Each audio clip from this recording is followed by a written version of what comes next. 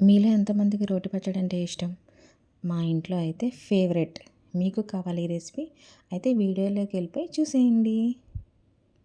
ముందుగా స్టవ్ వెలిగించి ప్యాన్ పెట్టుకొని ఆయిల్ వేసుకొని 15 గ్రీన్ చిల్లీ వేసుకొని వేయించుకోండి. తర్వాత అవి మంచిగా వేగిన తర్వాత ప్లేట్లోకి తీసుకోండి. తర్వాత టమాటా ముక్కలు వేసుకోండి ఒక 10.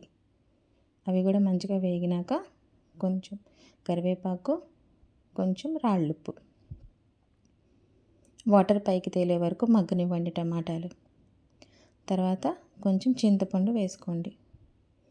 ఇట్లా మొత్తం ఎగిరిపోయిన తర్వాత రోట్లో పచ్చిమిర్చి, జీలకర్ర, సాల్ట్ వేసుకొని మంచిగా దంచుకోండి. తర్వాత చింతపండు, తర్వాత 4 వెల్లుల్లి రెమ్మలు వేసుకొని దంచుకోండి. తర్వాత మనం ఉడకబెట్టుకున్న టమాటా వేసుకొని మంచిగా దంచుకోండి మెత్తగా. తర్వాత కొంచెం కొత్తిమీర ఫైనల్గా. అంతే, ఎంతో టేస్టీగా ఉంటే టమాటా పచ్చడి రెడీ. టమాటా పచ్చడి, ఆమ్లెట్ చాలు కదా. ఇంతకు మించి ఏం కావాలి చెప్పండి.